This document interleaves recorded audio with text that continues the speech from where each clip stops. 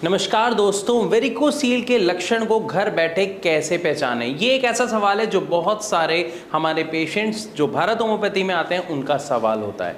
अगर आपका भी यही सवाल है, आप भी यही जानना चाहते हैं कि कहीं आपको वेरिकोसील की कोई समस्या तो नहीं, अगर है तो ऐसे कौन से लक्षण हैं जिनको देख के आप घर बैठे ही ये पहचान सकते हैं कि आपको इस समस्या की शुरुआत हो चुकी है, तो ये वीडियो आज आपके लिए है।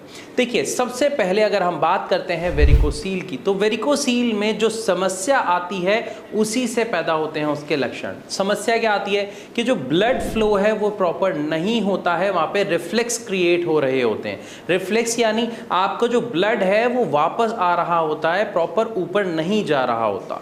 जब आपका ब्लड वापस आ रहा होता है तो उसकी वजह से क्या होता है, सबसे पहला लक्षण देखने को मिलता है आपके टेस्टिकल्स के जो आसपास नसें हैं उनमें फुलावट आ जाती है, सूजन आ जाती है, जिसे साइंटिफिक टर्म में कहा जाता है इन्फ्लामेशन हो जाती है।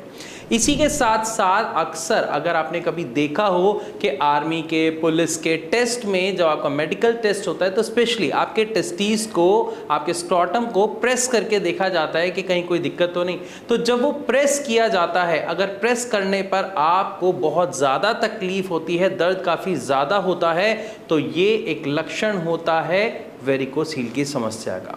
इसके अलावा एक सबसे बड़ा लक्षण देखने को मिलता है कि हमारा जो राइट टेस्टिकल और लेफ्ट टेस्टिकल, दो टेस्टिकल्स होते हैं, इसमें से लेफ्ट साइड का जो टेस्टिकल होता है वो ज़्यादा हैंग होने लग जाता है, यानी वो ज़्यादा लटक जाता है अगर हम उसे राइट टेस्टिकल से कंपेयर करें। आप इसको ऐसा कह सकते हैं कि एक टेस्टिकल आपको ऐसे लटका हुआ बड़ा सा लगने लगता है और दूसरा टेस्टिकल छोटा लगने लगता है।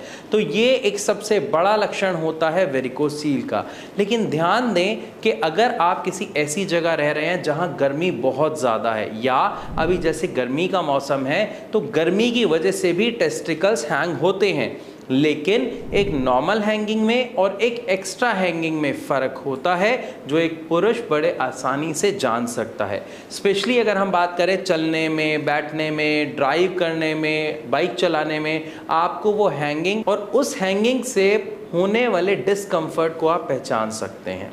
तो ये दो सबसे पहले लक्षण हो गए। इन दो के बाद अगर हम तीसरे लक्षण की तरफ बढ़ते हैं, और ये दर्द आपको मान लेते हैं आज हुआ, आज के बाद हो सकता है कल हो या ना हो, लेकिन अगले हफ्ते हो या 15 दिन बाद हो, या इवन ये भी हो सकता है कि 1 महीने बाद दोबारा हो।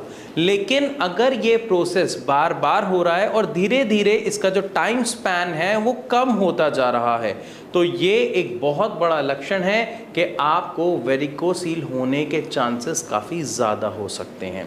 इन सभी के साथ साथ एक और चीज़ देखने को मिलती है कि जितने भी लोग दुबले पतले होते हैं, क्योंकि अभी जितने भी अगर हम अपने पेशेंट्स की बात करते हैं तो उसमें लगभग 60 से 70% पेशेंट्स में ऐसा देखा गया है कि वो पेशेंट काफ़ी ज़्यादा पतले होते हैं। पतले होने के साथ साथ उनको कॉन्स्टिपेशन और इनडाइजेशन की समस्या होती है, जो वेरिकोसील का मुख्य कारण माना जाता है। क्योंकि जिनको इसकी समस्या होती है उनको जोर लगाना पड़ता है फ्रेश होने के लिए, और ये जो जोर लगाया जाता है बिना किसी वजह के, ये असल में आपकी नसों में जो वॉल्व होते हैं उन वॉल्व के खराब होने का एक मुख्य कारण होते हैं, जिसकी वजह से वेरिकोसील की समस्या किसी भी पुरुष के शरीर में जन्म ले लेती है।